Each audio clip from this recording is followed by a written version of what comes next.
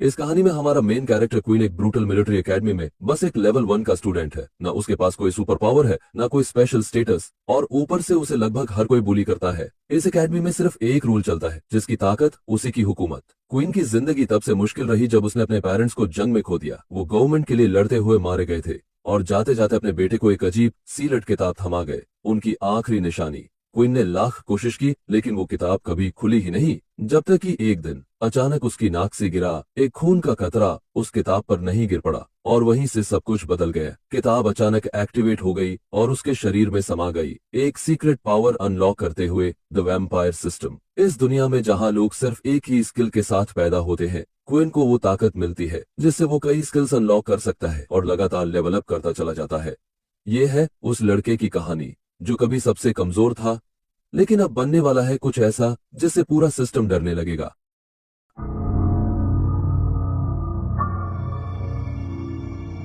कहानी की शुरुआत होती है कुछ स्टूडेंट्स के साथ जो सड़क पर चलते हुए एग्जाम की बातें कर रहे होते हैं, जबकि वो असल में अपनी सुपर नेचुरल पावर्स को बढ़ाने में लगे हैं। तभी एक लड़की पलटकर जवाब देती है कि बेसिक पढ़ाई भी जरूरी है, क्योंकि हर किसी की किस्मत में पावर्स नहीं लिखी होती। वो आगे कहती है कि ज्यादातर स्टूडेंट्स तो पावर बुक भी अफोर्ड नहीं कर सकते, जब तक कि मिलिट्री एकेडमी ज्वाइन करने के बाद गवर्नमेंट उन्हें एक फ्री में न दे। ये सुनकर एक लड़का आंखें घुमाकर कहता है कि वो फ्री वाली बुक्स तो पूरी तरह से बेकार होती हैं, ढंग की कोई भी स्किल नहीं होती उनमें। तभी एक और लड़का बात में कूद पड़ता है और कहता है कि असली किस्मत वाले तो वो हैं जो पावर्स के साथ पैदा हुए हैं, उन्हीं की वजह से बाकी लोग भी पावर्स यूज कर पा रहे हैं। लेकिन पहला लड़का उसकी बात काटते हुए बोलता है कि वो लोग कोई एहसान नहीं कर रहे थे। जब डार्क रेस हमला करने आए तो उनके पास कोई ऑप्शन ही नहीं था।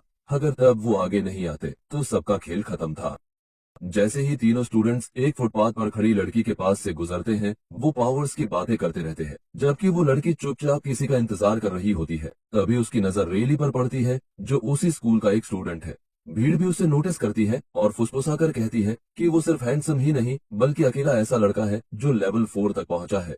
एकदम मेजर फ्लैक्स। रेली जब पास से गुजरता है तो वो लड़की उसे रोकती है और कैजुअली पूछती है, डिनर के लिए फ्री हो? रेली हाँ में जवाब देता है, लेकिन उससे पहले कि कुछ और हो, एक लड़का सड़क पर दौड़ता हुआ आता है, जैसे अपनी ही एनिमी स्टोरी का क्लाइमेक्स मिस कर रहा हो। दो लड़के उसका पीछा करते हुए चिल्ला रहे होते हैं कि रुक जा। वो लड़का पलटकर उन्हें मिडिल फिंगर दिखाता है और भागता रहता है, लेकिन तभी सामने से रेली आता है। बहुत देर हो चुकी होती है। वो लड़का पूरे जोर से रेली से टकराता है और जमीन पर गिर पड़ता है, जैसे कोई उड़ता आलू दीवार से जा भिड़े। जैसे ही वो उठने की कोशिश करता है, वो लड़की दौड़कर आती है और पूछती है, तुम ठीक हो? लेकिन वो कुछ कह पाता, इससे पहले ही पीछा करने वाले दोनों लड़के पहुंचते हैं और उसकी जमकर पिटाई शुरू कर देते हैं। लड़की डर जाती है और रेली देखता है कि वो बहुत असहज महसूस कर रही है। बिना कुछ कहे रेली आगे बढ़ता है और अपने मैजिक पावर से उस लड़के को कुछ मीटर दूर फेंक देता है, एकदम स्टाइल में। वो लड़का जमीन पर गिरता है और उठने की कोशिश करता है, लेकिन पीछा करने वाले हंसते हैं और उसे ताना मारते हैं कि अपनी औकात में रहो। फिर वो ऐसे चलते हैं जैसे अभी किसी साइड क्वेस्ट को पूरा करके लौटे हो। रेली और लड़की के पीछे पीछे निकल पड़ते हैं। वहीं दूसरी ओर वो लड़का धीरे धीरे उठता है और सोचता है, ये रोज होता है, वही बुलिंग, बस दिन नया है। भीड़ उसे एक सेकंड के लिए देखती है, फिर फुसफुसाहटें शुरू हो जाती है। कोई उसे बेवकूफ कहता है, कोई हंसता है और इशारा करके कहता है, ये वही अनलकी बंदा है।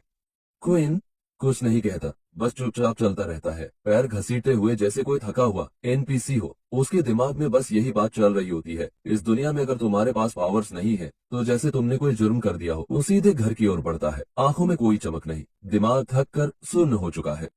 चलते हुए उसका ध्यान उस एक चीज पर जाता है जो उसके पेरेंट्स ने उसके लिए छोड़ी थी, एक पावर बुक। 6 साल पहले जब वो अकेला घर पर था, दो अजनबी उसके दरवाजे पर आए थे। क्वीन ने दरवाजा खोला, सोचा कोई डिलीवरी होगी या कोई स्कैम कॉल वाले होंगे, लेकिन उन लोगों ने उसे वो पावर बुक पकड़ा दी और एक ऐसा सच बताया जिससे उसकी जिंदगी बदल गई। उसके मम्मी पापा डार्क वॉर में लड़ते हुए मारे गए थे। अब अपने कमरे में खड़ा वो उस बुक को ऐसे घूर रहा होता है जैसे वो बुक उसे गाली दे रही हो। यही एक चीज बची है उसके पास और वो इसे खोल भी नहीं पा रहा। एक बार फिर वो कोशिश करता है, लेकिन कुछ नहीं होता। वो गहरी सांस छोड़ता है और सोचता है कि शायद उसे वही गवर्नमेंट वाला स्टार्ट पैक लेना पड़ेगा जो अकेडमी देती है। तभी उसकी नाक से खून टपकने लगता है, जैसे कोई लीकी नल। वो झल्लाकर खून पोंछता है, लेकिन कुछ खून बुक पर गिर जाता है। जैसे ही वो उसे साफ करने की कोशिश करता है, कुछ अजीब होने लगता है। पावर बुक का कलर बदलने लगता है, जैसे कोई ग्लिच हो गया हो, और फिर उसमें से लाल रंग की एक जबरदस्त एनर्जी चमकने लगती है। क्विन वही जम जाता है। उसके दिमाग में बस एक ही बात गूंजती है, ये क्या हो रहा है। इससे पहले कि वो कुछ सोच पाए, वो लाल एनर्जी सीधा उसकी आंखों के जरिए उसके दिमाग में घुस जाती है, जैसे कोई यूएसबी सीधे ब्रेन में प्लग कर दी हो। वो हिल भी नहीं पाता, पूरी तरह स्टंट। कुछ ही सेकंड्स में पूरी लाल रोशनी उसके अंदर समा जाती है और उसका सिर ऐसा भारी हो जाता है जैसे कोई पत्थर रख दिया हो। फिर एक छोटी सी नोटिफिकेशन स्क्रीन सामने आती है, न्यू एबिलिटी अनलॉक्ड, खून चूसना। लेकिन इससे पहले कि वो पूरी लाइन पढ़ पाए, उसका सिर घूमने लगता है जैसे पुराना फैन बिगड़ गया हो, और अगले ही पल वो धड़ाम से जमीन पर गिर जाता है जैसे किसी ने ब्रेड वाला सैंडविच उल्टा गिरा दिया हो। सीन एक फ्लैशबैक में जाता है जहां छोटा क्विन कुछ बच्चों को मस्ती में खेलते हुए देखता है। वो धीरे धीरे उनके पास जाता है और पूछता है, क्या मैं भी खेल सकता हूँ? लेकिन जवाब में दोस्ती नहीं मिलती, बल्कि सारे बच्चे भाग जाते हैं, भागते हुए चिल्लाते हैं, अनाथों को कोई तमीज नहीं होती, हम उसके साथ नहीं खेलेंगे। एकदम करारा झटका। उसी पल पीछे से वो दो सोल्जर प्रकट होते हैं जिन्होंने उसके पेरेंट्स के मरने की खबर दी थी। दोनों एक एक आईना उठाए खड़े होते हैं और कहते हैं कि उसके मम्मी पापा जंग में मारे गए थे। लेकिन जब क्विन आईने में देखता है तो उसे खुद की शक्ल नहीं दिखती, एक मॉन्स्टर उसे घूर रहा होता है। तभी उसकी आंखें खुलती हैं। ये बस एक सपना था। लेकिन उससे पहले कि वो सांस लेकर रिलैक्स कर पाए, कोई उसके दरवाजे पर जोर जोर से धमकाने लगता है। बाहर से एक आवाज आती है, 3 तक गिनती चल रही है, अगर दरवाजा नहीं खोला तो अंजाम भुगतना पड़ेगा। गिनती शुरू होते ही क्विन भागकर दरवाजा खोलता है और बाहर सार्जेंट ग्रिफ खड़ा होता है। ग्रिफ दोस्ती में पूछता है, इतनी देर क्यों लगाई? क्विन जल्दी से माफी मांगता है और कहता है कि वो सो गया था और दरवाजा पीटने की आवाज नहीं सुनी। सर्जेंट उसकी तरफ इशारा करते हुए कहता है, बाहर जो गाड़ी खड़ी है उसमें 2 मिनट में नहीं बैठे तो हम तुझे छोड़ देंगे। क्विन घबरा जाता है। उसे याद आता है कि वो एबिलिटी बुक देखते हुए सो गया था। वो तुरंत अंदर भागता है और उसकी नजर जमीन पर टूटे हुए चश्मे पर पड़ती है। जैसे ही वो उन्हें उठाता है, उसे महसूस होता है अब उसे चश्मे की जरूरत नहीं, वो बिना चश्मे के भी सब कुछ साफ देख पा रहा है। इससे पहले कि वो कुछ सोच पाए, ग्रिफ फिर से चिल्लाता है, जल्दी कर। क्विन जल्दी से अपना बैग पैक करता है और बाहर दौड़ पड़ता है। फिर भी माफी मांगते हुए वो बस में चढ़ता है और सबसे आगे की सीट पर रेली को बैठा देखता है। उसके बगल वाली सीट खाली होती है तो क्विन विनम्रता से पूछता है, क्या मैं यहाँ बैठ सकता हूँ? रेली बिना देखे कह देता है, ये सीट पहले से रिजर्व है। क्विन बहस नहीं करता। वो जानता है कि इस तरह की नर्ड फेस्ट दुनिया में कौन कहाँ फिट होता है। वो बस के अंदर चारों तरफ देखता है और पाता है कि हर सीट पहले से भरी हुई है। वो कुछ सेकंड्स वहीं खड़ा रहता है, समझ नहीं आता क्या करे। तभी पीछे की आखिरी लाइन से एक हाथ हिलता है। कोई उसे इशारा करता है कि उसके पास आकर बैठ जाए। क्विन उस सीट की तरफ बढ़ता है और मन ही मन उस लड़के की दोस्ताना हरकत के लिए थैंकफुल होता है। बैठते ही वो लड़का खुद को वुडन कहकर इंट्रोड्यूस करता है। क्विन हल्की मुस्कान देता और कहता है, क्विंटैलिन। तभी अचानक उसके पास एक छोटा उड़ता हुआ जीप प्रकट होता है और साथ में एक स्टेटस पैनल भी दिखाई देता है। क्विन हैरानी से उसे देखता है, समझने की कोशिश करता है कि ये क्या हो रहा है। थोड़ा अजीब मूड तब आता है जब वो वोडन से पूछता है, क्या तुम्हें ये उड़ती चीज दिखाई दे रही है? वोडन कंफ्यूज हो जाता है, माहौल और ऑकवर्ड हो जाता है। तभी वोडन चुप्पी तोड़ते हुए पूछता है, तुम्हारी एबिलिटी क्या है? क्विन सीधा जवाब देता है, मेरे पास कोई एबिलिटी नहीं है। वोडन चौंक कर कहता है, पहली बार सुना किसी के पास कोई पावर नहीं है। क्विन सिर हिलाते हुए कहता है, हम जैसे लोग बहुत कम होते हैं, खासकर हमारी उम्र में, जब ज्यादातर लोगों को एबिलिटीज मिल चुकी होती हैं। तभी बस के फ्रंट से सार्जेंट ग्रिफ चिल्लाता है, चुप हो जाओ। पीछे से आवाज आ रही है। क्वीन और वोडन तुरंत चुप हो जाते हैं। क्वीन फिर से अपना ध्यान उस फ्लोटिंग क्रीचर और स्टेटस पैनल पर लगाता है। उसे याद आता है कि कल रात उस एबिलिटी बुक से जो रेड एनर्जी निकली थी वो सीधा उसके दिमाग में घुस गई थी। अब वो सोच रहा होता है कि कहीं वो बुक उसी के साथ मर्ज तो नहीं हो गई। वो स्टेटस पैनल को घूरते रहता है, उम्मीद करता है कि कोई हिंट मिल जाए, लेकिन पैनल कोई खास जानकारी नहीं देता। तभी बस एक टनल से बाहर निकलती है और तेज धूप अंदर आ जाती है। जैसे ही रोशनी क्वीन के शरीर पर पड़ती है, उसे अचानक कमजोरी महसूस होती है। वो सीट को पकड़कर खुद को संभालने की कोशिश करता है। उसकी सांसें तेज हो जाती है और तभी स्टेटस पैनल पर एक वार्निंग फ्लैश होती है। Warning, direct sunlight detected, queen stats dropped by 50%। Queen ने जैसे ही देखा कि धूप सीधे उस पर पड़ रही है, वो एकदम शॉक में जम गया। उसे समझ आ गया कि सूरज की रोशनी उसके लिए जानलेवा है। बिना देर किए उसने बस की पर्दे खींचे, रोशनी को रोकने की कोशिश की। उसके मन में ख्याल आया, क्या अब यही उसकी नई जिंदगी है? सूरज की किरणों से ऐसे बचते फिरना जैसे किसी जासूसी फिल्म की लेजर ट्रैप से भाग रहा हो। उसी वक्त उसके सामने स्टेटस पैनल उभरता है जिसमें एक नई नोटिफिकेशन आती है। अब जब वो डायरेक्ट सनलाइट में नहीं है तो उसकी हेल्थ रिकवर होनी शुरू हो गई है। ये पढ़कर क्वीन ने राहत की सांस ली और थोड़ा रिलैक्स हुआ। उसे अच्छा लगा जानकर कि सूरज का असर हमेशा के लिए नहीं है। वार्डन जो उसके बगल में बैठा था और एक जिज्ञासु गिलहरी की तरह सब देख रहा था, क्विन की तरफ घूरता है और पूछता है कि सब ठीक है, क्योंकि क्विन का चेहरा किसी ऐसे कॉलेज स्टूडेंट जैसा लग रहा था जिसने पूरी रात जाकर एग्जाम की तैयारी की हो। वार्डन उसे पानी की बोतल थमाता है और पीने को कहता है। क्विन झट से बोतल पकड़ता है और कहता है कि बस नींद ठीक से नहीं आई थी। पानी पीते हुए वो वार्डन का शुक्रिया अदा करता है। तभी फिर से स्टेटस पैनल। इस बार लिखा आता है, डेली मिशन 2 लीटर पानी पीना, प्रोग्रेस शुरू हुई। ये देखकर क्विन एकदम शॉर्ट सर्किट हो जाता है। एकदम कार्टून जैसे मोमेंट में वो पूरा पानी सामने थूक देता है, जैसे कोई खराब वाटर गन चल गई हो। जो बेचारा स्टूडेंट उसके सामने बैठा था, उसे अचानक बालों की फ्री शावर मिल जाती है। वो चिल्लाता है, शायद सोचता है कि बस में बारिश हो रही है। सार्जेंट चिल्लाहट सुनते ही आपे से बाहर हो जाता है। वो भीगे हुए स्टूडेंट पर चिल्लाने लगता है और उसे सामने बुला लेता है। बेचारा स्टूडेंट पीछे की ओर इशारा करता है, जैसे कोर्ट में किसी पर इल्जाम लगा रहा हो। और क्विन वो बिल्कुल शांत गहरी सोच में डूबा हुआ बस की सीट को ऐसे देख रहा था जैसे उसने कभी पानी की बोतल देखी ही ना हो। इस बीच स्टेटस पैनल शांत हवा में तैरता रहता है और क्विन सोच में पड़ जाता है, ये सब नॉर्मल नहीं है। बाकी सबकी पावर्स किसी एक खास स्किल पर फोकस होती है। कोई बुक पढ़ता है और तुरंत ताकत मिल जाती है, लेकिन क्विन के केस में उसकी पावर्स के साथ मेन्यू, मिशन और पॉपअप्स आते हैं। ये सब किसी असली जिंदगी से ज्यादा वीडियो गेम जैसा लगता है, जैसे पैच नोट्स पढ़ रहा हो। हाँ, अब उसकी नजरें तेज हो गई है, लेकिन इसके अलावा उसे कुछ नहीं पता कि उसकी असली एबिलिटी क्या है। जैसे किसी मिस्ट्री लूट बॉक्स को खोलकर एलियन लैंग्वेज में इंस्ट्रक्शन मिल गए हो। वो वार्डन से पूछने ही वाला होता है कि उसे ये सब कितना अजीब लग रहा है, लेकिन जैसे ही उसकी तरफ देखता है, पाता है कि वार्डन तो पहले ही खराटे मार रहा है। क्विन फिर बस के आगे की तरफ देखता है और उसे कुछ अजीब सा लगता है। सारे लोग बेहोश पड़े हैं, जैसे सबने पार्टी की हो और वही क्रैश कर गए हो। वो सिर खुजाता है, सोचता है कि आखिर कब सोने का टाइम अनाउंस हुआ था। तभी एक अजीब सी बदबू उसकी नाक में जाती है, जैसे जिम के सड़े हुए मोजे और केमिकल्स का मिक्स। उसी वक्त स्टेटस पैनल फिर उभरता है। हवा में कंटामिनेंट गैस पाई गई है। वो कुछ रिएक्ट कर पाता इससे पहले ही एक सोल्जर गलियारे में ऐसे चलता है जैसे वो उस बस का मालिक हो, और देर न करते हुए कपड़ा निकालता है जो उसी गैस में भीगा हुआ होता है और उसे क्विन के मुंह पर रख देता है, बिना किसी परमिशन के, जैसे बच्चे को सुला रहा हो। क्विन पूरी ताकत से खुद को बचाने की कोशिश करता है, लेकिन स्टेटस पैनल शांत अंदाज में कहता है। कुछ ही सेकंड में उसकी आंखें बंद हो जाती हैं और सब काला हो जाता है।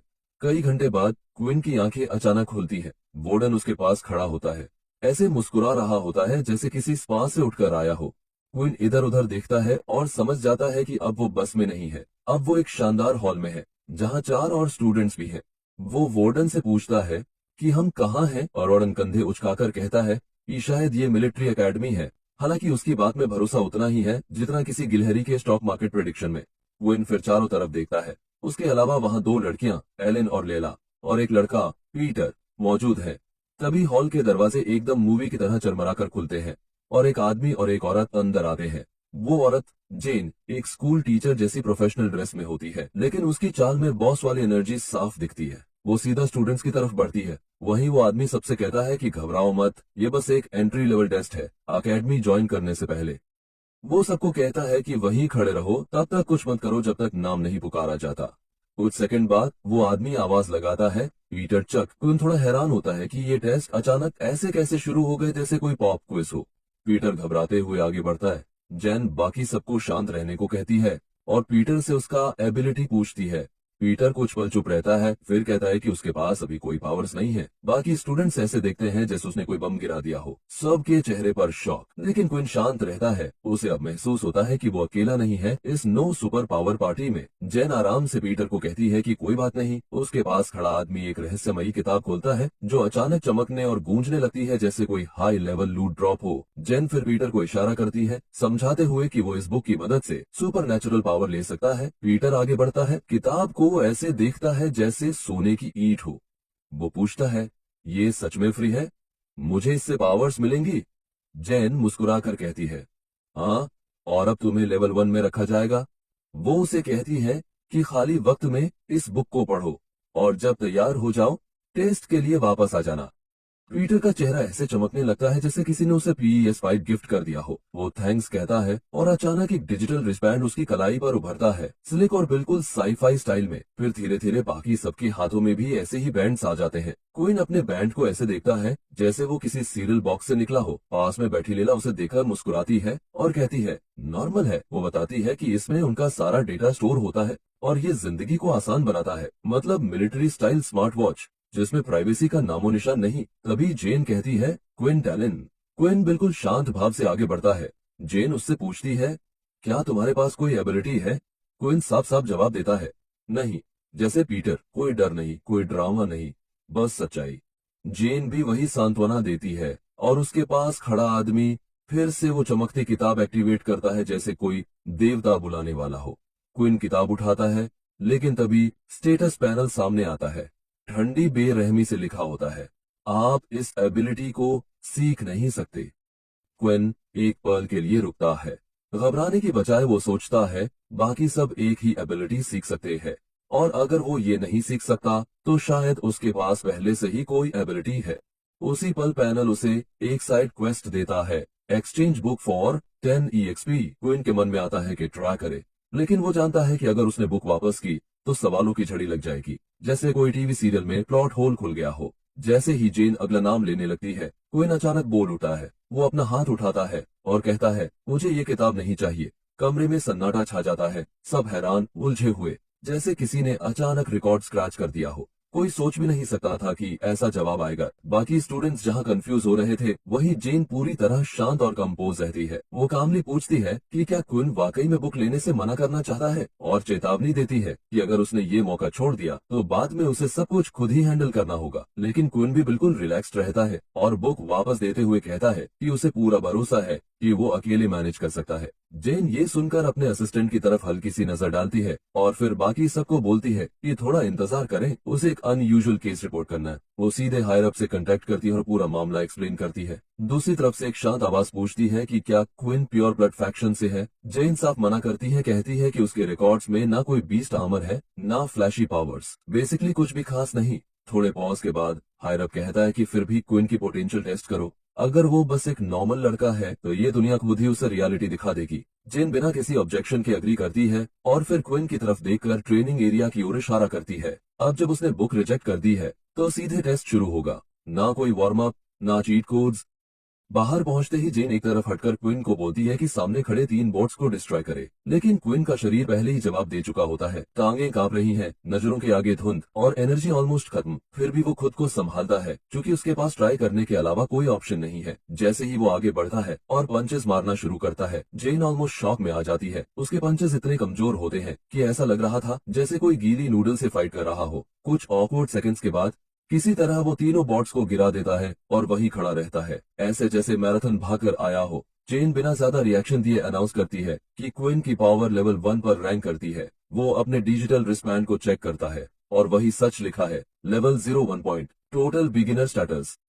जैसे ही वो वापस शेड में आता है, उसे महसूस होता है कि सनलाइट कितनी बुरी तरह उसके स्टैट्स को अफेक्ट करती है। ये पूरा सनबर्न वंपायर वाला लाइफस्टाइल अब उसे सीरियसली परेशान कर रहा है। उसी समय जेन लेला का नाम पुकारती है। वोर्डन जो क्विन के पास खड़ा है उसे पानी की बोतल देते हुए कहता है कि ज्यादा टेंशन मत ले, उसके पास 2 साल है अपग्रेड करने के लिए। क्विन पानी को डेजर्ट से निकल कर आए इंसान की तरह गल्प करता है। इसी बीच जेन कैजुअली लेला से उसकी एबिलिटी के बारे में पूछती है। लेला बताती है कि उसकी एक साइकिक एबिलिटी है। ये सुनकर वोर्डन थोड़ा सरप्राइज हो जाता है, कहता है कि उसे लगा था लेला प्योर ब्लड है। क्विन का क्यूरियोसिटी बढ़ता है और वो वोर्डन से पूछता है कि प्योर ब्लड का मतलब क्या है। वोर्डन एक्सप्लेन करता है कि प्योर ब्लड्स वो लोग होते हैं जो सुपरनैचुरल पावर्स को स्ट्रांगली अपोज करते हैं। उनके हिसाब से ये फ्लैशी पावर्स और उन पर दुनिया की ऑब्सेशन एक खराब सोच है।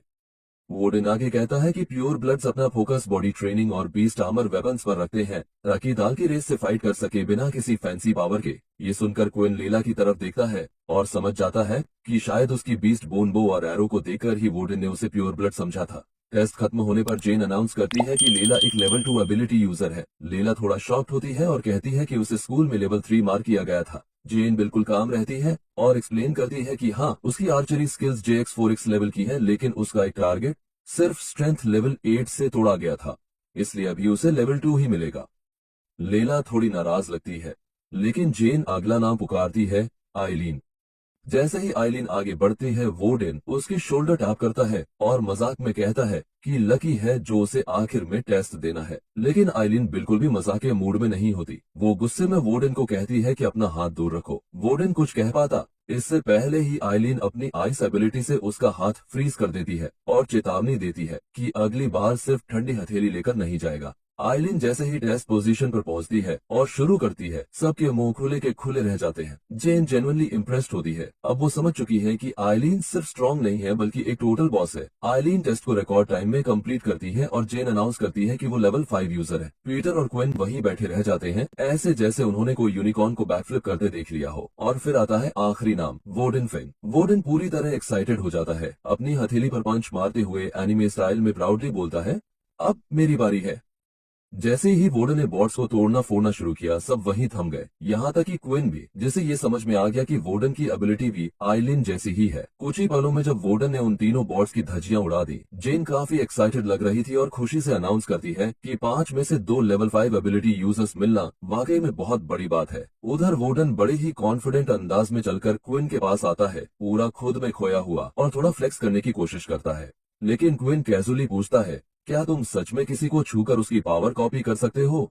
ये सवाल वोर्डन के लिए जैसे कोई अचानक आया मैथ्स टेस्ट हो। वो मानता है कि उसका इरादा था ये ट्रिक और लंबा चलाने का, लेकिन क्विन ने तो उसकी पोल खोल दी, वो भी साफ साफ। जब वोर्डन पूछता है कि उसे कैसे पता चला, तो क्विन कहता है कि ये बहुत ही सिंपल था। वो याद करता है कि जब उन्होंने हैंडशेक किया था तब वोर्डन थोड़े कंफ्यूज दिखे थे, क्योंकि वो क्विन की एबिलिटी कॉपी नहीं कर पाया था। और जब आइलीन ने अपनी आइस पावर्स इस्तेमाल की, तब भी वोर्डन साफ तौर पर हैरान लग रहा था। इन सब बातों को जोड़कर एक ही कंक्लूजन निकलता है, वोर्डन किसी को छूकर उसकी पावर कॉपी करता है। ये सब सुनकर वोर्डन दंग रह जाता है और क्विन की तारीफ करता है, कहता है कि उसके पास तेज दिमाग है और उसकी ऑब्जर्वेशन स्किल्स तो एकदम निंजा लेवल की हैं, वो भी बिना किसी फ्लैशी पावर के। क्विन हल्की मुस्कान देता है, लेकिन अंदर से वो उसी हैंडशेक वाले पल के बारे में सोच रहा होता है, जब वोर्डन उसकी कोई भी एबिलिटी कॉपी नहीं कर पाया था। ये अजीब सी याद उसके मन में अटक जाती है और उसे सोचने पर मजबूर कर देती है कि आखिर उसके अंदर चल क्या रहा है, उसकी असली एबिलिटी है क्या। उसी वक्त आइलीन पास आती है और कूल अंदाज में पूछती है, क्या तुम नेटिव एबिलिटी यूजर हो? ऐसे लोग होते हैं जो बॉर्न विद पावर्स होते हैं, और कहा जाता है कि आज की जितने भी स्किल बुक्स हैं वो इन्हीं से इंस्पायर्ड हैं। लेकिन वार्डन सीधे जवाब देने के बजाय बस मुस्कुराता है और कहता है, अगर तुम सही गेस करोगी तो रिवॉर्ड मिलेगा। आइलीन को रिडल्स का कोई मूड नहीं होता। वो अपनी आंखें घुमाती है और ऐसे चली जाती है जैसे कोई क्वीन बोरिंग ग्रुप चैट छोड़ रही हो। फिर जेन सबको एक जगह इकट्ठा करती है और सुपर फैंसी लिफ्ट की तरफ इशारा करते हुए अनाउंस करती है, टेस्ट खत्म हुआ, अब मिलिट्री एकेडमी के लिए निकलते हैं। लिफ्ट में चढ़ते ही जब सभी मिलिट्री एकेडमी पहुंचते हैं, क्विन चारों तरफ देखकर हैरान रह जाता है। पूरी जगह एकदम ग्रैंड लग रही थी, जैसे हॉगवर्ट्स को मॉडर्न मेकओवर दे दिया गया हो। कुछ ही देर में वो कैंपस के अंदर पहुंचते हैं और देखते हैं कि पहले से ही कई और स्टूडेंट्स वहां मौजूद हैं। पीटर और क्विन क्राउड में कान लगाए बातें सुनते हैं और एक ब्रूटल सच समझ जाते हैं, इतने सारे सुपर पावर्ड लोगों में वही 2 हैं जो अभी भी सिर्फ लेवल 1 पर अटके हुए हैं। 1 मिनट बाद ये बात और भी साफ हो जाती है। सब कूल किड्स जैसे लेवल 4 और ऊपर वाले स्टूडेंट्स रेली और आइलीन समेत के साथ घुलने मिलने की कोशिश कर रहे हैं, जबकि पीटर और क्विन को पूरी तरह इग्नोर किया जा रहा है, जैसे वो इनविजिबल एनपीसीज हो। तभी एक टीचर अंदर आता है, नाम है डेल, एकदम ड्रिल सार्जेंट वाला अथॉरिटी वाइब लेकर। वो सबको चुप कराता है और लड़कों लड़कियों को अलग अलग लाइन में खड़ा होने को कहता है। जब लाइन लग जाती है तो वो स्टूडेंट्स को एक एक करके बुलाता है, उन्हें डॉर्म रूम नंबर देता है और कहता है कि अपना सामान लेकर डॉर्म्स की तरफ निकल जाओ। कुछ देर बाद पीटर अपने डॉर्म नंबर की बॉल निकालता है और पैनिक्ड हो जाता है। उसका नंबर है 23। लेकिन तभी मुसीबत आ जाती है जब एक और लड़का जिसे नंबर 23 मिला है ये सुन लेता है और चौंक जाता है कि उसे अब एक लेवल 1 रूममेट मिलेगा। वो लड़का चुपचाप निंजा स्टाइल में क्विन के पास जाता है और पूछता है कि उसका डॉर्म नंबर क्या है। फिर बिना समय गंवाए नंबर 12 की बॉल उससे चुपके से स्वैप कर लेता है और ओलंपिक्स वाले स्पीड में वहां से भाग जाता है। पीटर वहीं खड़ा रह जाता है, ऑलमोस्ट रोने की हालत में, रियलाइजिंग कि कोई भी बॉटम टियर रूममेट नहीं चाहता। लेकिन क्विन उसे अस्योर करता है, हम दोनों एक ही सिचुएशन में हैं, दोनों लेवल 1 से हैं और मुझे तुम्हारे साथ रूम शेयर करने में कोई प्रॉब्लम नहीं है। तभी बोर्डन मजे से आता है और अनाउंस करता है कि उसे नंबर 23 मिला है। जब वो पीटर और क्विन से उनके नंबर्स पूछता है तो पीटर एकदम एक्साइटेड हो जाता है। हमें भी 23 मिला। बोर्डन दोनों को एक बड़े ग्रुप हग में खींच लेता है और कहता है हमारी तो किस्मत ही कमाल की है, साथ में मस्त टाइम बिताएंगे। उधर फील्ड के दूसरी तरफ एक लड़का अपने दोस्त को बताता है कि कोई उसकी डॉम नंबर बॉल चुरा ले गया। उसका दोस्त अपनी उंगलियां क्रैक करता है, रेडी होता है एक्शन के लिए और कहता है चल वापस लेते हैं। लेकिन वो लड़का थोड़ा डरते हुए बोलता है जिसने स्वैप किया है वो लेवल 5 यूजर है। दूसरी तरफ वार्डन एकदम सेटिस्फाइड दिख रहा होता है, पीटर और क्विन के साथ मजे से चिल करता हुआ। असल में उसने जानबूझकर नंबर स्विच किए थे ताकि वो उन्हीं के साथ रह सके। वार्डन किसी तरह पीटर और क्विन को लेकर आराम से डॉर्म रूम तक पहुंच जाता है। जैसे ही तीनों वहां पहुंचते हैं अपना सामान इधर उधर फेंकते हैं और थोड़ा सेट होते हैं। वार्डन पीटर की ओर देखता है और कैजुअली पूछता है चल कुछ मजेदार करने चलते हैं, वैसे भी आज का बाकी दिन फ्री है। लेकिन पीटर पहले से ही उस शानदार पावर बुक में डूबा होता है जो उसे ऑफिशियल से मिली थी, तो वो झट से मना कर देता है। उसका प्लान है पहले अपना सामान अच्छे से सेट करना और फिर उस नई स्किल बुक को पढ़ना शुरू करना। जब पीटर ने उसके प्लान को सीधे रिजेक्ट कर दिया तो वार्डन क्विन की तरफ मुड़ता है और उसी सवाल के साथ उसे देखता है। क्विन एक सेकंड रुकता है, फिर धीरे से सिर हिलाता है और कहता है कि उसे लाइब्रेरी देखनी है। लेकिन वो जो असली बात नहीं कहता वो ये है उसे अपनी अजीब सी एबिलिटी के बारे में कुछ समझ नहीं आ रहा है और उसे उम्मीद है कि लाइब्रेरी में उसे इससे जुड़ी कोई जानकारी मिल जाएगी। वार्डन बच्चा बनकर खुश हो जाता है जैसे किसी ने उसे ट्रॉफी थमा दी हो। वो मान जाता है और कहता है कि उसे भी किताब पढ़े जमाना हो गया है, तो ये एक अच्छा बहाना है फिर से पढ़ाई छूने का। कुछ देर बाद दोनों लाइब्रेरी में पहुंचते हैं और क्विन अंदर जाते ही चौंक जाता है। वहां उम्मीद से कहीं ज्यादा भीड़ होती है, लेकिन जैसे ही वो अंदर और आगे बढ़ता है एक अजीब बात नोटिस करता है। सबकी लिप्स तो मूव कर रही हैं, लेकिन कोई आवाज सुनाई नहीं दे रही। ऐसा लगता है जैसे किसी ने पूरे बिल्डिंग पर म्यूट बटन लगा दिया हो। एक टेबल के पास पहुंचकर वार्डन एक अजीब से दिखने वाले डिवाइस की ओर इशारा करता है और मजाक करता है कि क्योंकि तू पब्लिक स्कूल गया था इसलिए तुझे शायद ये चीज समझ नहीं आएगी। फिर वो समझाता है कि इस डिवाइस को टच करते ही एक साउंड प्रूफ स्पेस एक्टिवेट हो जाता है जिसमें लोग आराम से गॉसिप, विस्पर या सीक्रेट बातें कर सकते हैं बिना किसी डिस्टरबेंस के। वार्डन उसे छूता है और क्विन पहली बार इसे काम करते हुए देखता है। उसकी आंखें खुली की खुली रह जाती हैं जैसे कोई जादू देख रहा हो। वो मानता है कि ये पहली बार है जब उसने ऐसा कुछ देखा है। जैसे ही दोनों बैठते हैं वार्डन क्विन की किताबों के ढेर की ओर देखता है। क्विन के पास मानो पूरी लाइब्रेरी का स्टॉक रखा हो। जिज्ञासा से पूछता है कि वो गहरी रिसर्च कर रहा है या फिर अंदर से एकदम बुकवॉर्म है। क्विन शांति से कहता है कि उसने स्कूल की फ्री स्किल बुक नहीं ली थी, इसलिए अब वो खुद एक्सप्लोर करना चाहता है कि आखिर बाहर कैसी कैसी दमदार एबिलिटीज है। उसका प्लान है ऐसा पावर ढूंढना जो उसके लिए परफेक्ट फिट हो, जैसे सुपर हीरो बूफे से अपने लिए सही फ्लेवर चुनना। ये सुनकर वार्डन हंस पड़ता है और कहता है कि उसने तो सोचा था क्वीन भी उन अमीर प्योर ब्लड्स की टीम ज्वाइन करना चाहता होगा, लेकिन अब लग रहा है कि उसने बस गवर्नमेंट का पालतू कुत्ता बनने से इनकार कर दिया। ये सुनकर क्वीन को पूछता है मिलिट्री डॉग मतलब? वार्डन उसे ऐसे देखता है जैसे उसने पूछा हो क्या चांद सच में चीज का बना होता है। वो पूछता है तू सच में नहीं जानता इसका मतलब? क्या तुझे लगता है मिलिट्री फ्री में स्किल बुक्स बांट रही हैं सिर्फ दया में? फिर वार्डन सच्चाई बता देता है जिसने भी मिलिट्री से फ्री स्किल बुक ली है उसने एक अनकहा कॉन्ट्रैक्ट साइन कर लिया है। बाद में उन लोगों को ऑर्डर्स फॉलो करने होंगे। यहाँ जाओ, वो करो, लुढ़को, 2 बार भौंको, जैसे ट्रेन पालतू जानवर। क्विन ये सुनकर अंदर से हिल जाता है। उसे अचानक एहसास होता है कि पीटर जो अपनी स्किल बुक पाकर फूला नहीं समा रहा था शायद आगे चलकर मिलिट्री का आदेश मानने वाला पपेट बन जाए। वो सोचने लगता है कि क्या पीटर को पता भी है कि उसने क्या ले लिया है, लेकिन इस पर ज्यादा सोचने के बजाय क्विन अपने असली मकसद पर वापस आता है और वार्डन से पूछता है क्या कभी किसी ऐसी एबिलिटी के बारे में सुना है जो सूरज की रोशनी में कमजोर पड़ती हो। वार्डन उसे ऐसे दिखता है जैसे उसने उससे क्वांटम फिजिक्स सॉल्व करने को कह दिया हो। कुछ सेकंड सोचकर वो हाथ उठा देता है और कहता है ये तो एकदम पागलपन है। हो सकता है कुछ लोग अपनी एबिलिटी ठीक से कंट्रोल नहीं कर पाते और सीधे सीधे सूरज की रोशनी में कमजोरी, ये तो वैम्पायर वाली कहानी लगती है, इंसानों वाली नहीं। क्विन बस हंस देता है और मान जाता है जैसे ये सब सिर्फ थ्योरी है, जबकि वो जानता है कि वही सच है।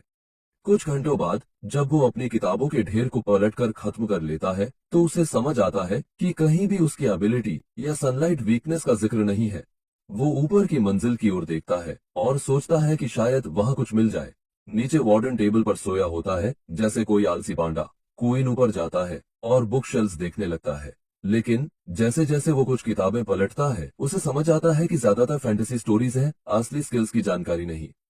वो एक बुक बंद करता है जिसमें एक लाल ड्रैगन इंसान बनकर रीइंकार्नेट हुआ था। मजेदार पर बेकार। डिनर टाइम करीब होता है, लेकिन क्विन सोचता है कि चलो एक आखिरी बुक देख लेता हूँ। वो एक वैम्पायर पर किताब उठाता है और पढ़ना शुरू करता है। तभी उसे पता चलता है कि वैम्पायर्स की भी अलग अलग कैटेगरीज होती है, तलवारबाजी, हिप्नोसिस और दूसरी चीजें। कुछ पन्ने पलटने के बाद वो बुक वापस रख देता है। उसे समझ आता है कि सिर्फ एक ही बात उसमें कॉमन है, उनकी पावर्स भी सूरज की रोशनी में कमजोर पड़ती है। जैसे ही वो बुक वापस रखता है, उसके स्टेटस पैनल पर एक नोटिफिकेशन पॉपअप होता है। उसे सिस्टम की बेहतर समझ मिलने के चलते 10 एक्स्ट्रा एक्सपीरियंस पॉइंट्स मिलते हैं। ये देखकर क्विन चौंक जाता है। अब वो सोचने लगता है, क्या उसकी एबिलिटी असल में कोई सीक्रेट वैम्पायर पावर है। इसी दौरान कुछ घंटे की नींद के बाद वार्डन उठता है, एक बिल्ली की तरह स्ट्रेच करता है और देखता है कि क्विन आसपास नहीं है। वो सिर खुजाता है और सोचता है, क्या वो मुझे यहाँ अकेला छोड़कर चला गया। उधर क्विन अभी भी वैम्पायर बुक्स में डूबा होता है और हर नया पन्ना कोई न कोई झटका दे रहा होता है। कुछ ही देर बाद एक और सिस्टम नोटिफिकेशन आता है। उसने एक ऑप्शनल टास्क अनलॉक कर लिया है। क्विन कुछ सेकंड तक स्क्रीन घूरता है और फिर एक्सेप्ट दबा देता है। जैसे ही वो कंफर्म करता है, उसे टास्क मिलता है एक इंसान का खून पीना। ये देखकर क्विन पूरी तरह घबरा जाता है। वो स्क्रीन को ऐसे घूरता है जैसे उसमें उसकी माँ की बेइज्जती लिखी हो। वो सोचता है, क्या उसे सच में ड्रैकुला बनना पड़ेगा ये टास्क पूरा करने के लिए। क्या इसका मतलब है किसी को नुकसान पहुंचाना, या इससे भी बुरा। कुछ ही पल बाद क्विन लाइब्रेरी से बाहर निकलता है और अपने डॉम की तरफ बढ़ने लगता है। लेकिन जैसे ही वो चलता है, सूरज की रोशनी सीधा उसके ऊपर पड़ती है, जैसे सूरज को उससे कोई दुश्मनी हो। उसी समय उसके सामने एक वार्निंग पॉपअप होती है जिसमें लिखा होता है कि उसकी स्टैट्स 50% तक घट चुकी है। क्विन अपनी चाल धीमी कर देता है। मन ही मन सोचता है कि शायद वो भी जली हुई टोस्ट जैसे लग रहा होगा। उसे याद आता है कि सिस्टम ने नया टास्क दिया था, इंसानी खून पीने का। वो सोचता है कि शायद अगर उसने ये टास्क पूरा किया तो सिस्टम उसे कोई बढ़िया इनाम देगा। क्विन खुद से हंसता है और बड़बड़ाता है, वाह, अब मैं एक ऐसा वैम्पायर बन गया हूँ जो ठीक से धूप में भी नहीं चल सकता। अगला क्या, लहसुन से एलर्जी। वो धीरे धीरे चलता रहता है और उसे एहसास होता है कि सिस्टम उसे रोज कुछ सिंपल से टास्क करने पर 3 एक्सपीरियंस पॉइंट्स देता है। इसके अलावा वो एक और बात नोट करता है, चाहे धूप हल्की हो या तीखी, सूरज की कोई भी किरण उसके शरीर की ताकत को कम कर देती है। सिर्फ थोड़ी देर धूप में रहने से ही उसकी पावर आधी हो जाती है। क्विन अपने स्टैट्स खोलता है और कैलकुलेट करता है कि अगर वो ऐसे ही रोज टास्क करता रहा तो लेवल अप होने में उसे लगभग 3 हफ्ते लगेंगे। हालांकि ये प्रोसेस धीमा है, लेकिन उसे उम्मीद है कि एक न एक दिन वो जरूर लेवल अप करेगा। साथ ही वो सोचता है कि अगले लेवल पर पहुंचने के बाद शायद उसके अंदर कुछ बड़ा बदलाव आए। तभी आगे से उसे किसी की आवाज सुनाई देती है। कोई लड़का माफी मांग रहा होता है। क्विन ऊपर देखता है तो देखता है कि पीटर नाम का स्टूडेंट किसी दूसरे लड़के से मार खा रहा है। पीटर बार बार माफी मांग रहा होता है और कहता है कि वो जानबूझकर नहीं टकराया। जब क्विन थोड़ा और पास जाता है तो उसे यकीन हो जाता है कि वो वाकई पीटर ही है। वो लड़का पीटर को मारते हुए कहता है कि सिर्फ माफी से बात नहीं बनेगी। क्विन उस लड़के की कलाई पर बंधे बैंड को देखता है और पता चलता है कि वो लेवल 2 यूजर है। वो लड़का पीटर से डैमेज का हर्जाना मांगता है, लेकिन पीटर धीरे से कहता है कि उसके पास पैसे नहीं है। ये सुनते ही वो लड़का और ज्यादा गुस्सा हो जाता है और धमकी देता है कि अगर पैसा नहीं है तो फिर से मार पड़ेगी। क्विन को गुस्सा आने लगता है। उसे ऐसे लोग बिल्कुल पसंद नहीं जो सिर्फ कमजोर लोगों पर धौंस जमाते हैं। तभी उसके दिमाग में एक आइडिया आता है। वो बड़ी ही शांति से उनके पास जाता है और जानबूझकर लड़खड़ाते हुए उस लेवल 2 वाले लड़के से टकरा जाता है। वो लड़का नीचे गिर जाता है और गुस्से में बोलता है, आंखें बंद करके चल रहा है क्या। लेकिन क्विन कूल रहते हुए माफी मांगता है और कहता है, मुझे सीधी जमीन पर गिरने की अजीब आदत है। पीटर हैरान होकर क्विन को देखता है और सोचता है कि वो यहाँ क्या कर रहा है। उस लेवल 2 वाले लड़के की नजरें हैं अब क्विन पर टिक जाती हैं। वो उसे घूरते हुए कहता है, एक और कचरा सामने आ गया। वो जानबूझकर क्विन को नीचा दिखाता है क्योंकि वो भी लेवल 1 है जैसे पीटर। फिर वो उंगली चटकाते हुए बोलता है कि अगर क्विन झंझट नहीं चाहता तो कुछ पैसे दे दे। क्विन उसकी बातों पर हंस पड़ता है। वो सोचता है कि उसने अभी अभी स्कूल ज्वाइन किया है और पहले ही दिन ऐसे जोकर से सामना हो गया। उसे लगा था कि ऐसे लोगों से 2-4 दिन बाद टकराएगा, लेकिन वेलकम पार्टी में ही ये मिल गया। वो मन में सोचता है कि ये लड़का उन्हीं में से है जो सिर्फ कमजोरों पर धौंस जमाते हैं लेकिन ताकतवरों के सामने रो देते हैं। फिर वो आदमी आगे बढ़ता है और पूछता है, अब तू क्या करेगा। तभी क्विन को सिस्टम नोटिफिकेशन मिलता है, दुश्मन की एबिलिटी एक्टिवेट हो चुकी है, तुम्हारा कॉम्बैट मोड ऑन किया जा रहा है। क्विन थोड़ा कंफ्यूज हो जाता है क्योंकि ये उसकी पहली फाइट है, लेकिन जल्द ही उसे एक्साइटमेंट होने लगती है। उसे एक और टास्क नोटिफिकेशन मिलता है, पहली फाइट में दुश्मन को हराओ और 50 एक्सपी पॉइंट्स कमाओ। क्विन अब और भी मोटिवेट हो जाता है। वो उस लड़के को खुलकर चैलेंज करता है और कहता है, चल शुरू कर। पीटर साइड में खड़ा होकर हैरानी से देखता है कि क्विन आखिर कर क्या रहा है। कहीं वो जानबूझकर मुसीबत में तो नहीं पड़ रहा। तभी वो लड़का अपनी एबिलिटी यूज करता है। उसके हाथ से जैसे पंजों में बदल जाते हैं और उसकी स्पीड काफी बढ़ जाती है। वो झट से क्विन की तरफ दौड़ता है। क्विन उसे चकमा देने की कोशिश करता है, लेकिन फिर भी उसकी बांह पर चोट लग जाती है। इसके बावजूद वो एक जोरदार पंच मारता है, जिससे वो लड़का कुछ मीटर पीछे जाकर गिरता है। अब वो लड़का चौंक जाता है। उसे लगता है कि शायद क्विन उतना कमजोर नहीं है जितना वो समझ रहा था। क्विन अपनी बांह को पकड़ता है और नोट करता है कि कॉम्बैट मोड उसकी नजदीकी लड़ाई की ताकत बढ़ा देता है। अब उसे यकीन हो जाता है कि वो लेवल 2 वाले से मुकाबला कर सकता है। उसे एक और बात याद आती है, वो लड़की जो उसने एंट्रेंस एग्जाम में देखी थी, जिसके पास सिर्फ 8 स्ट्रेंथ पॉइंट थे, लेकिन फिर भी उसे लेवल 2 दिया गया था। क्वीन अब समझ जाता है कि जब तक वो सूरज की रोशनी में नहीं होता, उसके सारे बेस स्टैट्स प्लस होते हैं, यानी असल में वो भी कम से कम लेवल 2 के बराबर है। वो खुद हंसता है, सोचता है कि सूरज उसे किसी गेम की तरह नर्व कर रहा है। अब उसे लगता है जैसे वो कोई सुपर हीरो है जिसे सूरज से कमजोरी हो जाती है। उसी जोश में वो फिर से उस लड़के की ओर दौड़ता है। वो भी पीछे नहीं हटता और टकरा जाता है। क्विन पंच मारने की कोशिश करता है, लेकिन वो लड़का बच जाता है और उसके कंधे पर पंजे से वार करता है। वो हंसते हुए कहता है कि शायद इसी वजह से क्विन अभी भी लेवल 1 है, क्योंकि उसमें स्पीड नहीं है। इसके बाद वो बार बार हमला करता है। पीटर दूर से देख रहा होता है और सोचता है कि क्विन का जीतना नामुमकिन है। तभी क्विन को सिस्टम अलर्ट मिलता है, ब्लड लॉस डिटेक्टेड, हेल्थ लो हो रही है। वो खुद को संभालता है और याद करता है कि सूरज डूबने वाला है, उसके सारे स्टैट्स वापस आने वाले हैं। जैसे ही सूरज डूबता है, क्विन के अंदर एनर्जी की लहर दौड़ जाती है। वो अगले हमले को आसानी से ब्लॉक कर लेता है। वो लड़का हैरान रह जाता है। उसे अपनी आंखों पर यकीन नहीं होता कि क्विन अचानक इतना तेज और ताकतवर कैसे हो गया। क्विन उसे घूरते हुए कहता है, अब मेरी बारी है। वो लड़का घबरा जाता है और कहता है कि अब लड़ने की कोई जरूरत नहीं, बात करके सुलझा लेते हैं। लेकिन क्विन उसकी एक नहीं सुनता और पेट में एक जोरदार मुक्का मारता है। लड़का कुछ भी समझने या बचने से पहले ही जमीन पर गिर जाता है। क्विन लगातार उसे पीटता है जब तक वो पूरी तरह बेहोश न हो जाए। पीटर वहीं खड़ा रह जाता है, दंग रहकर क्विन की ताकत को देखता है। क्विन उस लड़के को जमीन पर गिराकर अपने हाथों की तरफ देखता है और धीरे से हंसता है। अब उसे यकीन हो जाता है कि उसके अंदर सच में एक वैम्पायर की ताकत है। तभी अचानक क्विन अपनी सिस्टम पैनल पर नजर डालता है और देखता है कि उसके एक्सपीरियंस पॉइंट्स 15 से बढ़कर 65 हो गए हैं, यानी पूरे 50 पॉइंट्स का बूस्ट। वो खुद को किसी प्रो ग्राइंडर जैसा महसूस करता है, जो एनर्जी ड्रिंक्स पीकर नॉन स्टॉप एक्सपी फार्म कर रहा हो। उसी के साथ एक और सिस्टम नोटिफिकेशन आता है।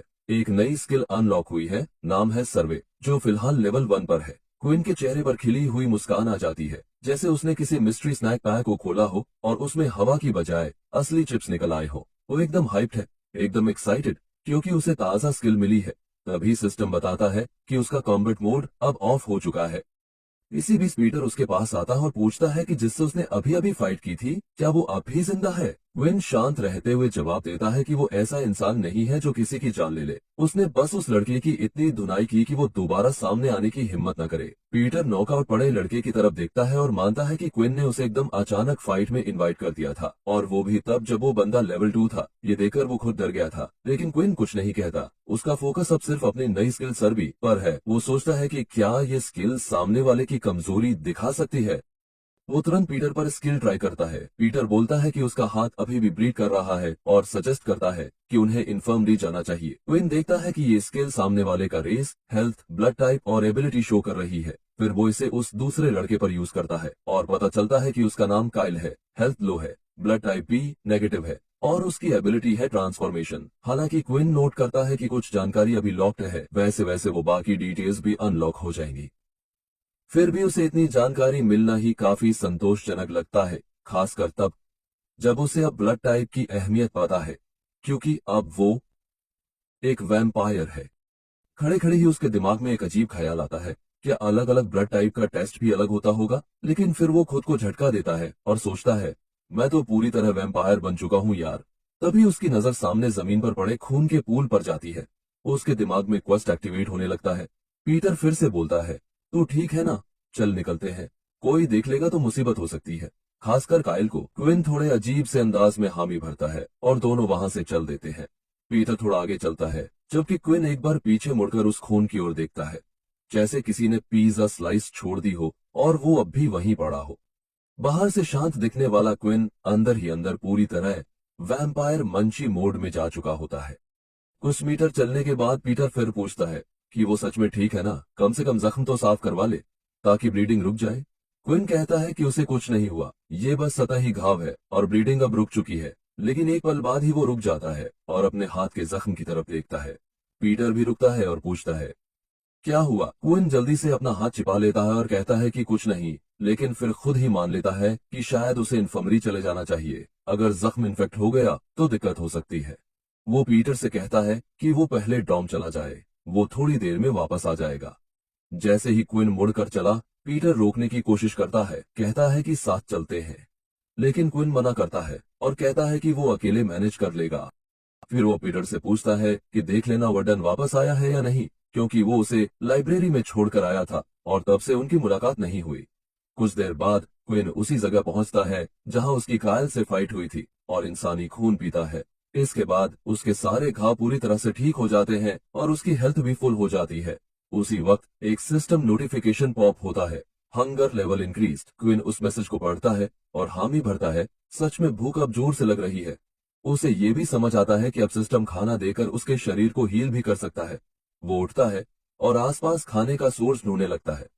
कुछ मिनटों की खोज के बाद उसे ट्रेनिंग ग्राउंड के एंट्रेंस के पास एक वेंडिंग मशीन दिखाई देती है।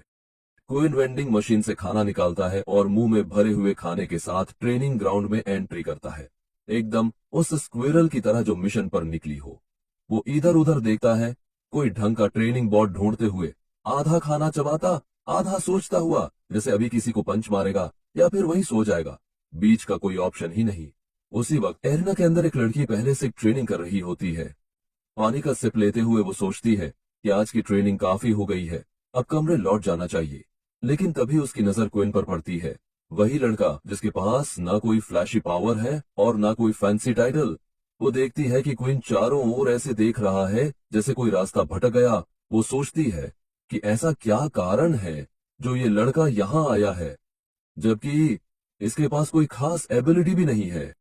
वो सोचती है कि क्या ये फिर से अपनी रॉ स्ट्रेंथ टेस्ट करने आया है। तभी वो देखती है कि क्विन बॉट्स के सामने खड़ा है। उसने अपनी जैकेट उतारी और जमीन पर कैजुअली फेंक दी। टेस्ट नॉर्मल डिफिकल्टी पर शुरू होता है और लड़की का क्यूरियोसिटी लेवल बढ़ जाता है। उसे लगता है कि शायद क्विन अपनी पिछली परफॉर्मेंस से संतुष्ट नहीं था और फिर से कोशिश कर रहा है। वो छिपकर चुपचाप देखने लगती है कि अब ये क्या करेगा। क्विन दौड़ता है और पहले ही बॉट को अपने 10 स्ट्रेंथ पॉइंट्स के साथ एक ही पंच में तबाह कर देता है। लड़की हैरान रह जाती है, लेवल 1 पर ही इतनी ताकत। उसके बाद क्विन अपनी फुर्ती से मूवमेंट रोकता है और बाकी 2 बॉट्स की ओर घूमता है। लड़की अब समझ जाती है, सिर्फ ताकत नहीं, इसमें एजिलिटी भी है।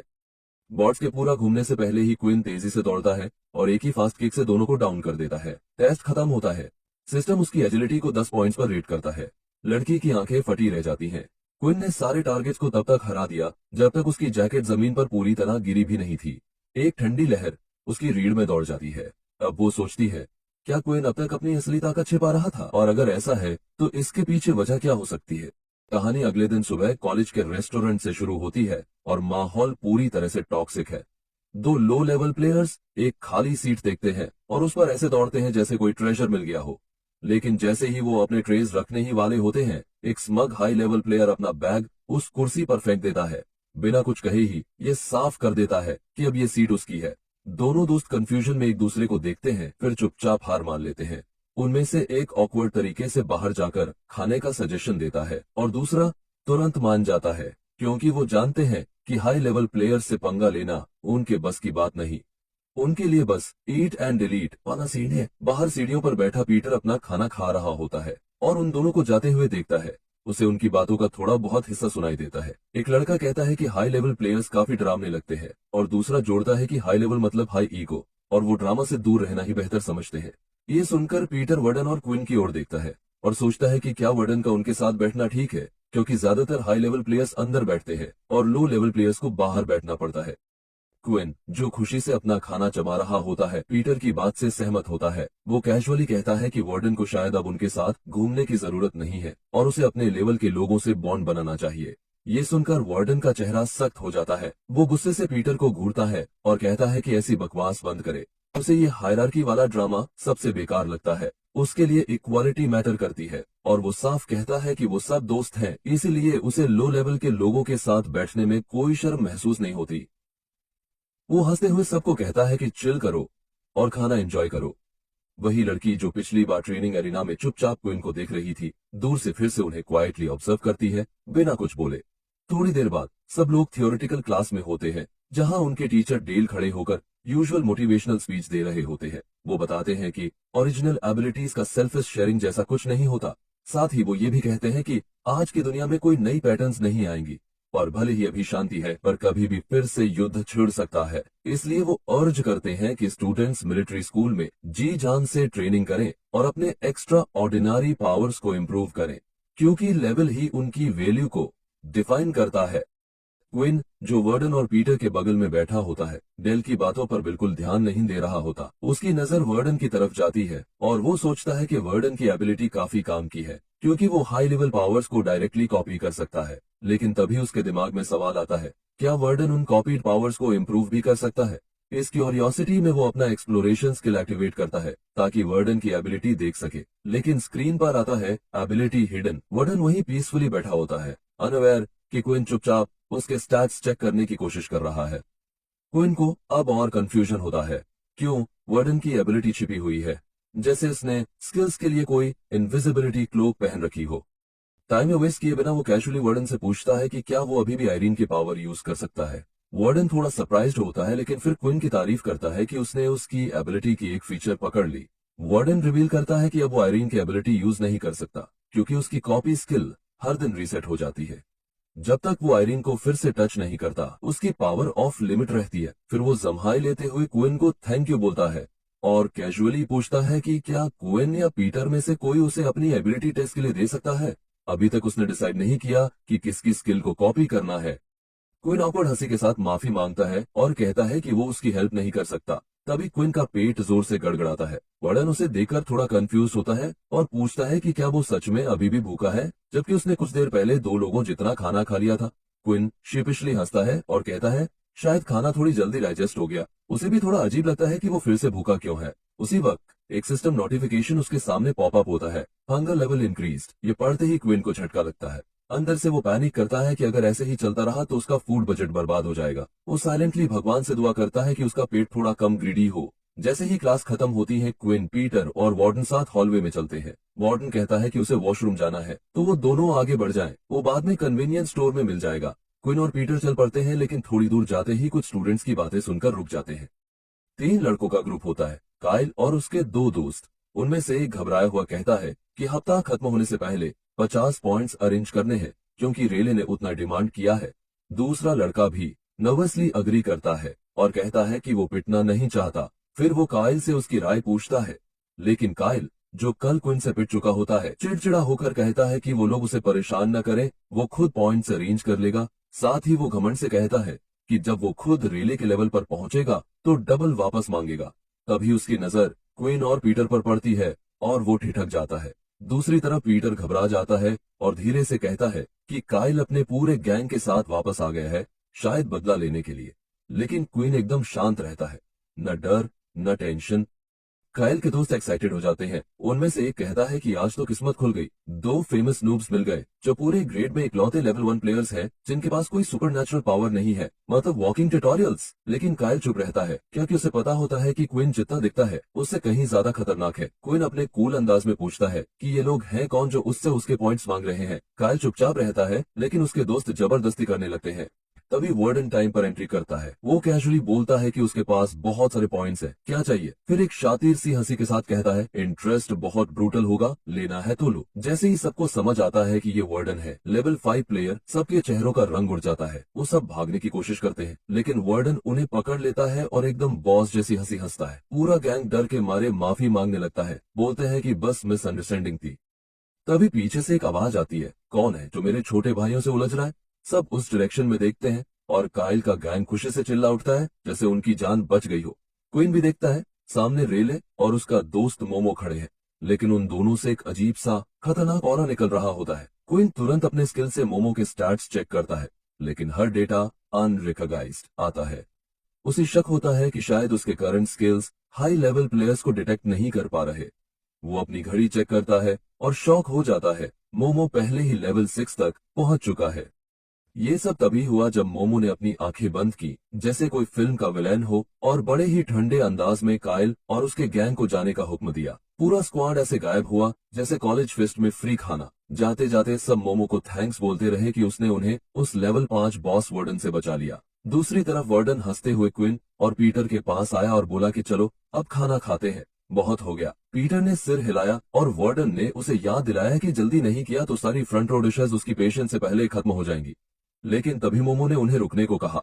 वो जमीन को घूरते हुए बोला कि उसने जाने की इजाजत नहीं दी है। फिर वो नजरें उठाकर सीधा उनकी ओर देखता है और कहता है कि क्या अब वो उसे इग्नोर करने लगे हैं। उसे लगता है कि लो लेवल प्लेयर्स को अपने सीनियर्स के सामने थोड़ा सा तो बिहेवियर समझना चाहिए।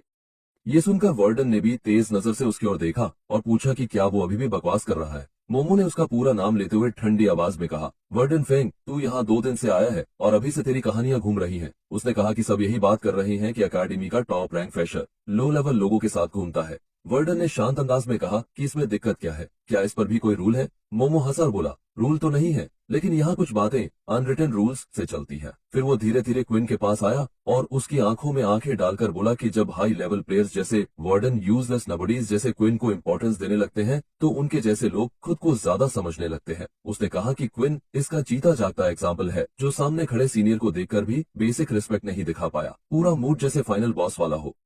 लेकिन क्विन बिल्कुल शांत रहा, बिना कोई रिएक्शन दिए बस मोमो की ओर देखता रहा। मोमो आगे बोला कि इस दुनिया में सिर्फ स्ट्रांग लोग ही बचते हैं, लेकिन कमजोर लोग बराबरी के सपने देखने लगते हैं, सिर्फ इसलिए क्योंकि कोई उनसे अच्छा बिहेव कर रहा है। वो जोर से हंसा और बोला कि अगली बैटल में जब वो ट्रैश जैसे क्विन को साफ करेगा तो उसे गिल्ट नहीं होगा। वार इज द बेस्ट, उसने ठंडी मुस्कान के साथ कहा। ये सुनते ही क्विन का चेहरा सख्त हो गया। उसके दिमाग में वही दिन घूम गया जब उसने अपने माता पिता को युद्ध में खोया था। उस मेमोरी ने उसकी मुट्ठियां कस दी और गुस्सा अंदर उबलने लगा। बिना एक शब्द बोले वो सीधा मोमो की ओर पंच करने भागा, लेकिन इससे पहले कि उसका हाथ पड़ता, रेले ने बीच में आकर अपना पावर एक्टिवेट कर दिया और उसका पंच आसानी से रोक लिया।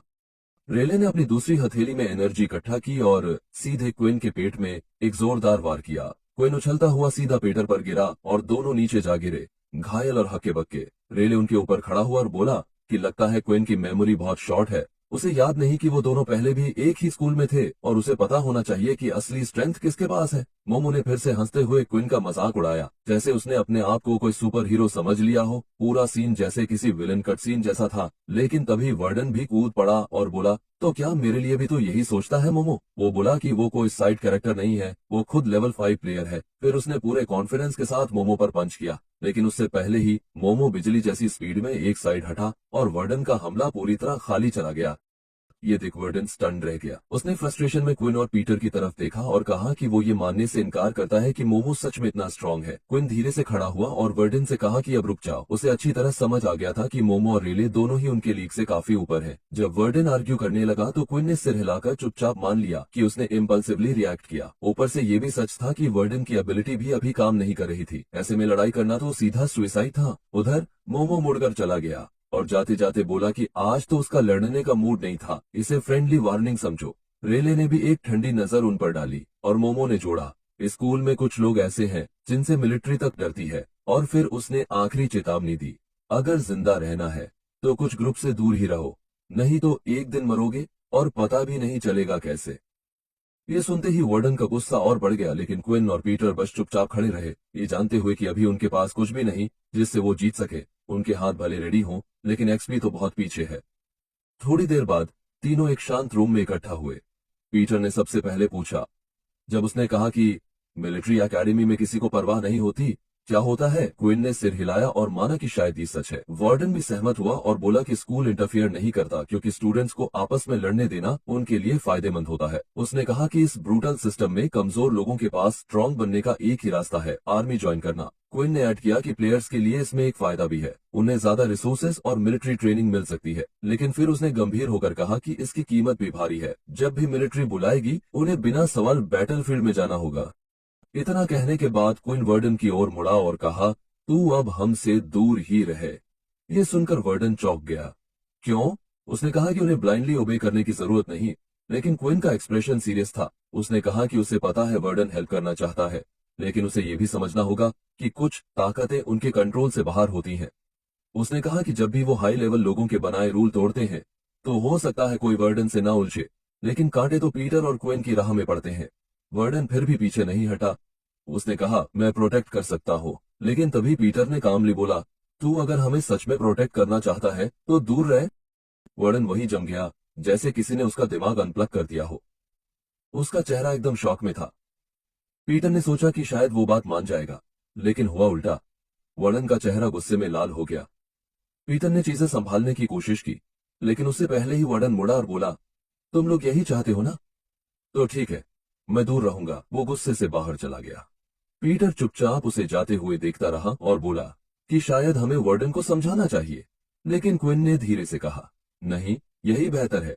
उधर कोई नहीं जानता था कि पास के एक खंभे के पीछे रेले छिपकर उनकी पूरी बातचीत सुन रहा था। वहीं वर्डन अकेले गुस्से में चल रहा था, जैसे कोई ड्रामेटिक एनिमे कैरेक्टर हो। वो खुद से बोलता जा रहा था, लो लेवल वालों के साथ टाइम वेस्ट किया, लेकिन उन्हें क्या पता मैं क्या चाहता हूँ। वो एक नकली मुस्कान देता है, अंदर से टूटता हुआ, और चुपचाप मान लेता है कि उसे कोई नहीं समझता, लेकिन हार नहीं मानता। अपनी मुट्ठियां कसता है और खुद से वादा करता है, अब मुझे किसी की परवाह नहीं, मैं किसी को आसानी से जीतने नहीं दूंगा। दूसरी तरफ रेली, जो पहले से ही किसी लो बजट ड्रामा के बजट विलन की तरह छिपकर इंतजार कर रहा था, आखिरकार अपनी चाल चलता है। वो अचानक से चार्ज करता है और एक क्लीन पंच से क्वीन को ऐसे उड़ाता है जैसे कोई पेपर प्लेन तूफान में उड़ रहा हो। पीटर घबराकर उसकी तरफ देखता है। क्वीन जमीन से टकराता है। क्वीन जैसे ही उठने की कोशिश करता है, रेली उसके हाथ से वॉच छीन लेता है और सीधा 17 पॉइंट्स उसके अकाउंट से ट्रांसफर कर लेता है। दोनों खुद को बुरा महसूस करते हैं और रेली ताना मारता है कि लो लेवल लोग पागल हैं, अगर ये सब कुछ मिटने के बाद मिला है। वो कहता है, अगली बार एफिशिएंट रहना, सबका टाइम वेस्ट मत करना। क्विन चुपचाप उसकी तरफ देखता है और सोचता है कि सब कुछ बदलने के बाद भी कुछ नहीं बदला, जैसे पहले था जब उसके पास कोई वैम्पायर पावर्स नहीं थी।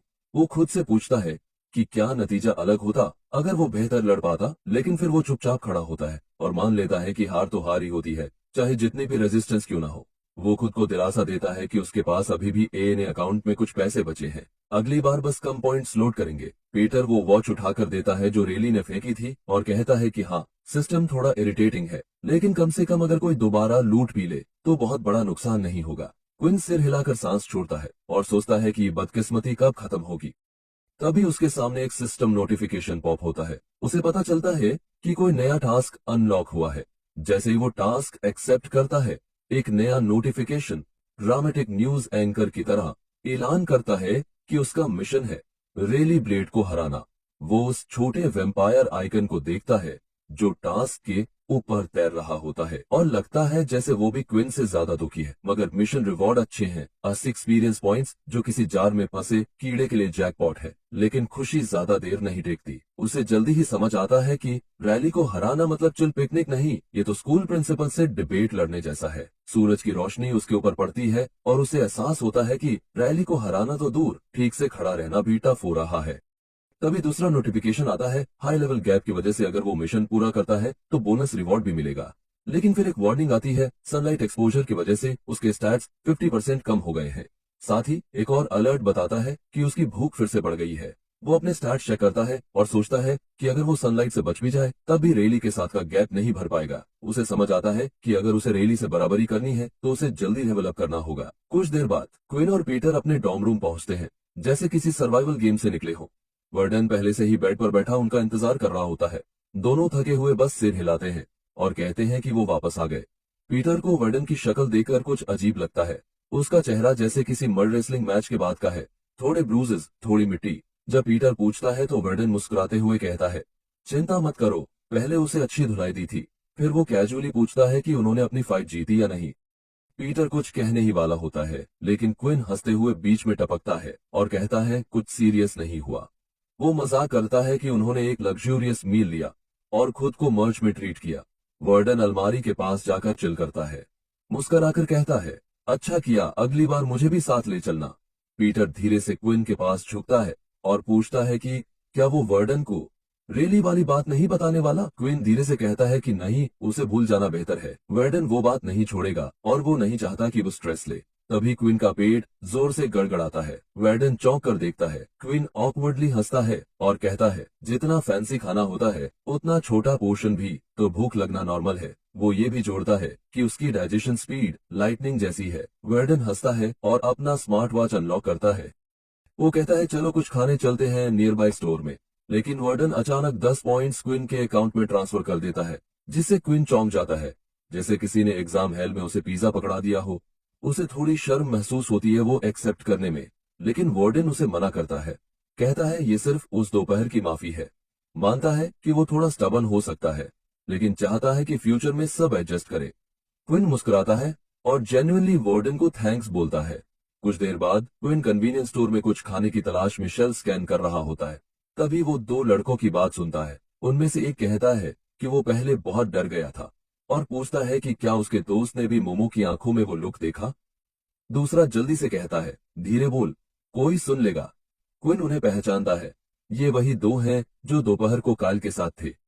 वो ध्यान से सुनता है। उनमें से कहता है कि रेली ने कहा है पॉइंट्स जल्दी कलेक्ट करो, वरना वो उनकी मदद नहीं कर पाएगा। दूसरा अग्री करता है और कहता है कि कायल इतना डरपोक है कि कह रहा था वो खुद ही पैसे लेने जाएगा। फिर वो कहता है कि अगर ऐसे ही चलता रहा और दूसरों से उधार भी नहीं लिया तो कोई साथ नहीं निभा पाएगा। तभी क्विन को एक नई सिस्टम नोटिफिकेशन मिलती है, डिफीट एनी ओपोनेंट का साइड मिशन। ये देखकर वो एक्साइटेड हो जाता है। वो सोचता है कायल के दोस्त इजी EXP स्नैक्स बन सकते हैं, लेकिन फिर सोचता है कि सीधा उन पर अटैक करना थोड़ा सस लगेगा। तभी उसकी नजर एक वुल्फ मास्क पर जाती है जो कन्वीनियंस स्टोर में टंगा होता है, और एक शानदार आइडिया उसके दिमाग में पॉपकॉर्न की तरह पॉप होता है। कुछ मिनट बाद कायल के दोस्त स्टोर के बाहर एक अम्यूजमेंट पार्क जैसे एरिया में घूम रहे होते हैं। किसी तरह दोनों अलग हो जाते हैं। क्विन एक को अकेले देखता है और उसे ट्रैक करने लगता है। लड़का अचानक कुछ महसूस करता है और डर जाता है। वो पलटकर पूछता है, कौन है? लेकिन क्विन शैडोज में गायब हो जाता है। लड़का घबराकर इधर उधर देखता है और चिल्लाता है, जो भी है मजाक मत कर। तभी क्विन खुद को रिवील करता है। अब उसके चेहरे पर वो वुल्फ मास्क होता है। लड़का कुछ सेकंड के लिए फ्रीज हो जाता है, सोचता है शायद उसका दोस्त प्रैंक कर रहा है, लेकिन फिर उसे एहसास होता है ये कोई जाना पहचाना नहीं है। डर के मारे लड़का चिल्ला उठता है और डर के मारे जमीन पर गिर पड़ता है। क्विन चुपचाप उसे देखता है और सोचता है ये तो बहुत ही डरपोक निकला। फिर वो इधर उधर देखता है, सोचता है दूसरा लड़का कहाँ गया। तभी दूसरा उसके पास आता है और पूछता है, तू है कौन? क्विन कुछ नहीं बोलता, बस एक ठंडी बिना एक्सप्रेशन वाली नजर से उसकी तरफ देखता है। उसे पता होता है कि ये परफेक्ट सेटअप है, कोई मदद नहीं आने वाली और ये बंदा अब पूरा उसका है।